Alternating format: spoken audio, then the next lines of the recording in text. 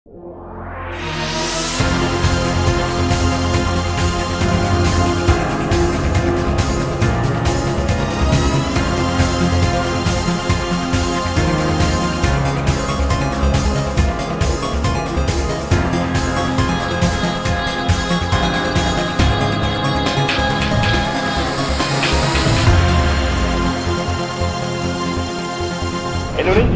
bisa.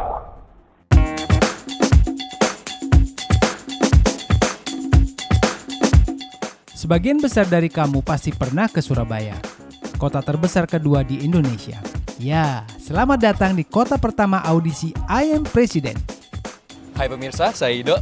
Saya Ica, jumpa bersama kami tentunya di I Am President Reality TV Show Academy Program di kota Surabaya. Benar sekali, ya. Ica. Dan di depan kita sebenarnya sini sudah ada Fakultas Kedokteran di Universitas Airlangga Surabaya, di Ya, mana benar. tempat audisi dari pemilihan I Am President dari seleksinya ada di kota pertama di Surabaya. Iya, benar sekali, Ica. Dan sebenarnya kamu tahu nggak sih apa sih reality show I Am President ini? Jadi reality TV show I'm President itu merupakan ajang pencarian bakat pemimpin-pemimpin muda Indonesia berkualitas dan dinamis untuk mencapai visi negara Republik Indonesia di tahun 2030, Ica. Dan tidak hanya itu saja, kita tidak hanya mengadakan audisi di kota Surabaya, tetapi juga di 13 kota besar di Indonesia. Wow, luar biasa sekali. Berarti pemirsa, kita bakal mendapatkan the real leader of Indonesia. Untuk itu mari kita saksikan audisi I Am President Reality TV Show Academy Program Kota Surabaya.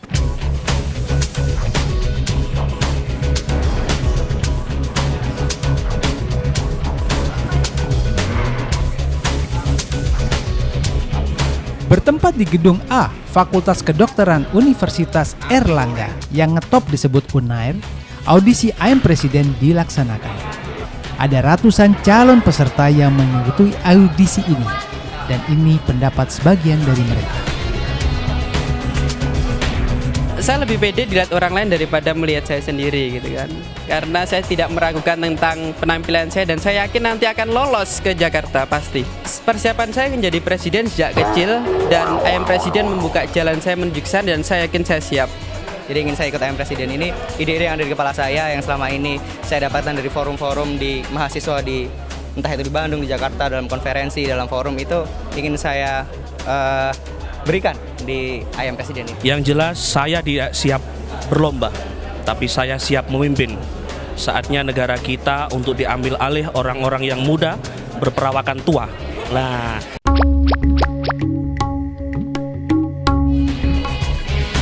Wah, siapa nih? Manis ya? Kira-kira bagaimana nih pidato dan visi nih cewek? Indonesia bisa, SMA bisa. Pemirsa doakan saya. Cewek kelas 3 SMA 1 Gedangan Sidoarjo ini boleh juga ya. Tapi terobosan apa yang ingin dia sampaikan? Assalamualaikum warahmatullahi wabarakatuh. Selamat sore dan salam sejahtera bagi kita semua. Puji syukur atas kehadirat Allah Subhanahu wa Ta'ala. Karena rahmat dan karunia-Nya lah kita semua dapat berkumpul di sini dalam keadaan sehat walafiat. Saudara sebangsa dan setanah air, hari ini saya Asmaul Husna telah mengambil sumpah sebagai Presiden Republik Indonesia periode 2030-2035. Untuk itu, saya ingin mengucapkan terima kasih kepada segenap bangsa Indonesia yang telah memberikan kepercayaan kepada saya untuk memimpin negeri ini ke arah yang lebih baik. Hadirin yang berbahagia, kita berkumpul di sini karena kita lebih percaya terhadap harapan daripada ketakutan. Kita lebih memilih satu kesatuan daripada pertentangan. Dan pada hari ini pula, saya ingin menyatukan bangsa Indonesia dalam satu visi, yakni Indonesia sukses, mandiri, dan bermanajemen. Visi ini merupakan jembatan dari kondisi saat ini ke kondisi yang lebih baik. Yang pertama, Indonesia sukses menjadi negara maju dan modern. Indonesia mandiri dalam memenuhi segala kebutuhannya. Dan Indonesia bermanajemen dalam pengelolaan sumber daya alamnya. Merubah Pulau Jawa dan Pulau Sumatera menjadi daerah agraris dan menjadikan Pulau Kalimantan serta Pulau Papua menjadi wilayah industri. Apabila kita mampu bekerja sama, kita akan menjadi bangsa yang besar. Perjalanan ini sangat panjang dan tidak diperuntukkan bagi mereka yang mudah putus asa, bagi mereka yang suka bermalas-malasan, bagi mereka yang suka memperkaya diri sendiri.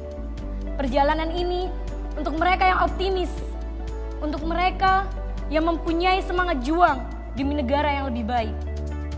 Sekian yang dapat saya sampaikan. Wassalamualaikum warahmatullahi wabarakatuh.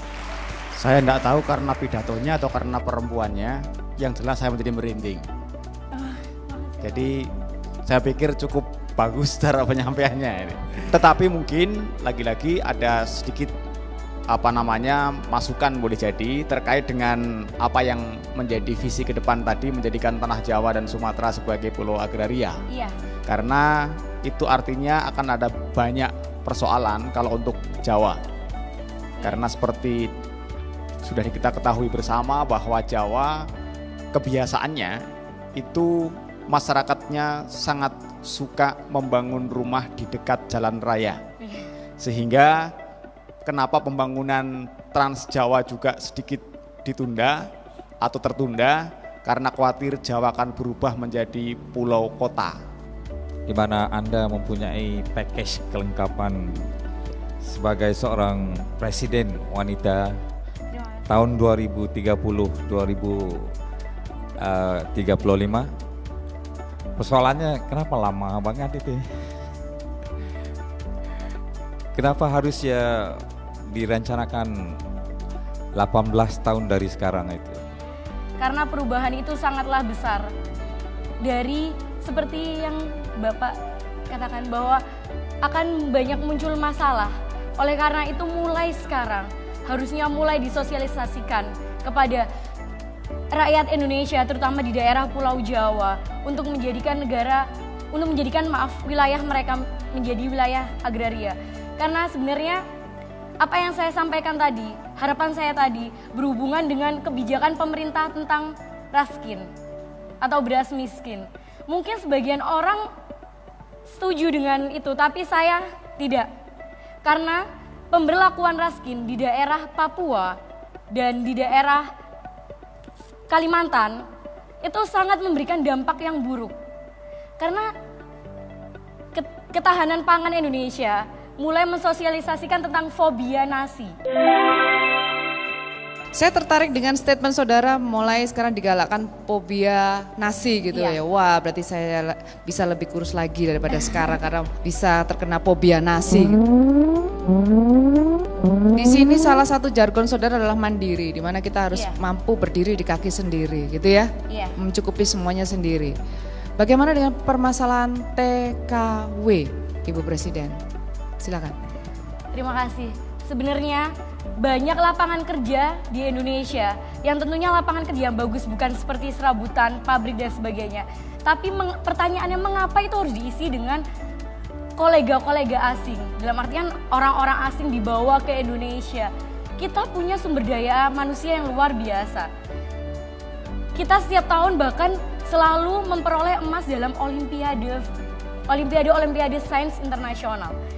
Dan dari situ kita menemukan bibit-bibit muda. Seharusnya dari kecil mereka harus diajar untuk menjadi seorang pekerja yang baik. Selama ini kita hanya mendasarkan pada ilmu. Keren ya jawabannya. Masih anak SMA coy, udah kayak gini. Bagaimana kalau udah mahasiswa?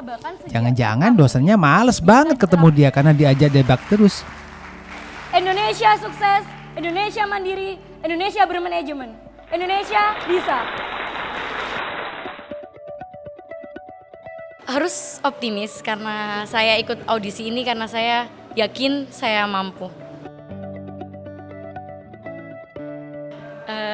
Jurinya sih baik-baik dan tentunya sangat kritis ya Mbak. Indonesia bisa.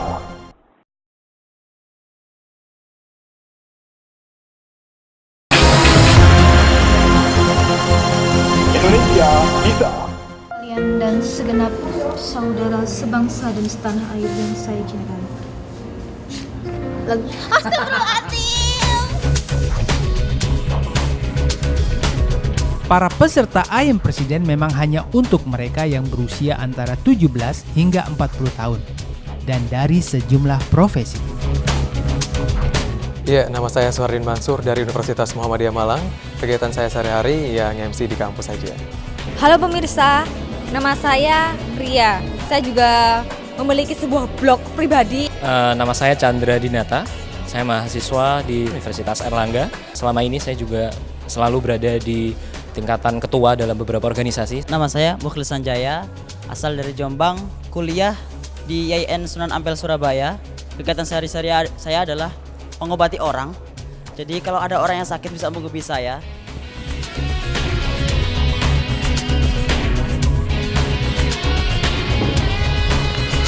Pemirsa, doakan saya.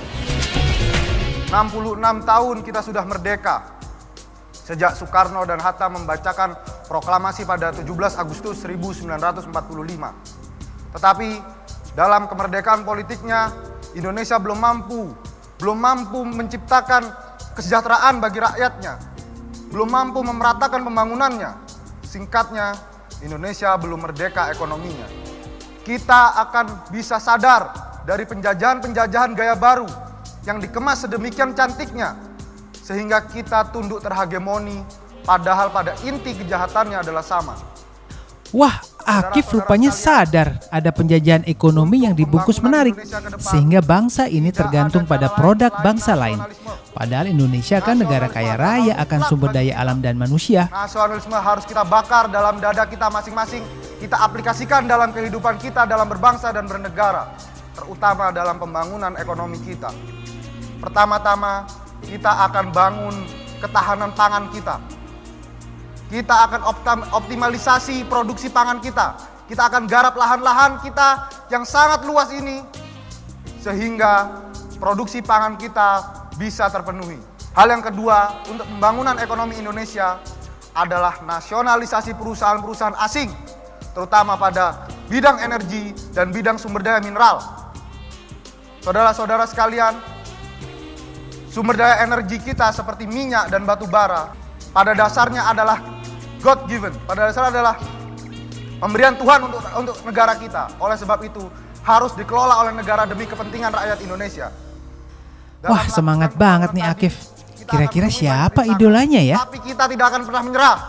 Seperti Bung Tomo pernah berkata, selama banteng-banteng Indonesia masih memiliki darah merah yang bisa membuat secari kain putih menjadi merah dan putih, maka selama itu kita tidak akan pernah menyerah.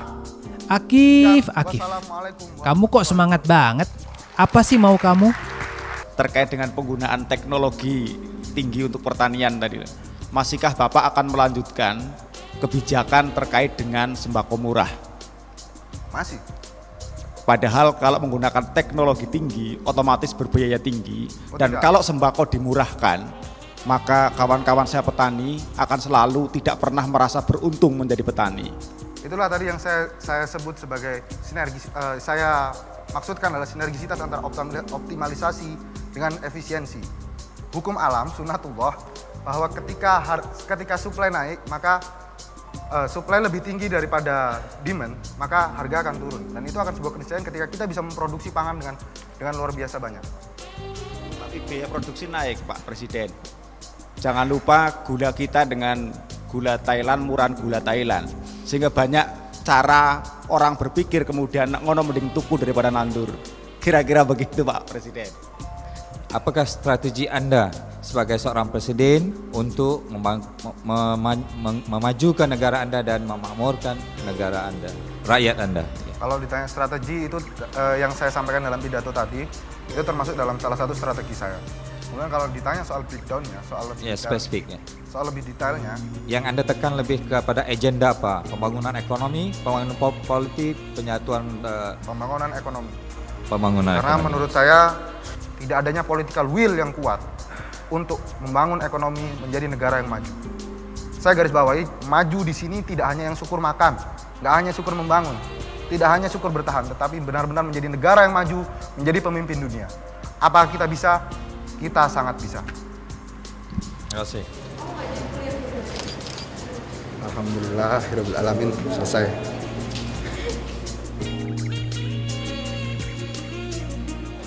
saya dibilang ganteng gitu. Alhamdulillah.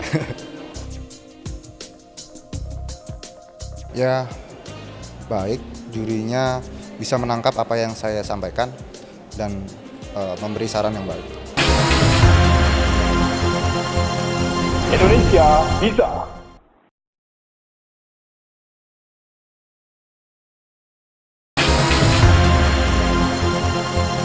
Indonesia bisa.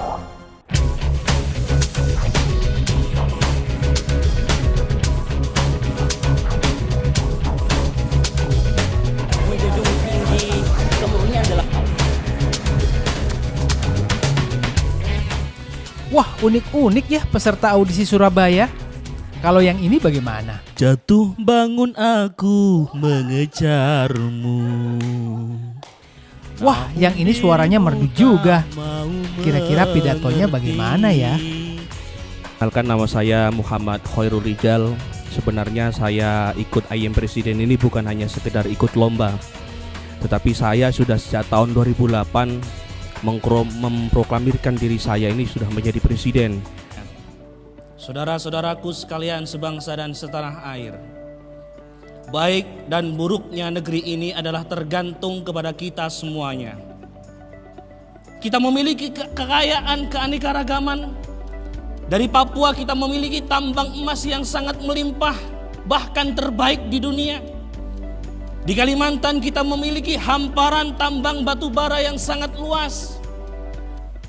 Di Jawa kita memiliki blok cepu yang di dalamnya terdapat surga migas. Tetapi saudaraku, sampai saat ini Indonesia masih mengalami satu krisis energi. Padahal kita kaya akan potensi energi tersebut. Saudaraku, terlalu banyak potensi sumber daya alam dan energi kita terbawa kepada negeri asing. Sebagai seorang presiden, sudah saatnya saat ini kita melakukan nasionalisasi pengelolaan aset dan sumber daya alam di Indonesia. Semuanya adalah kita kembali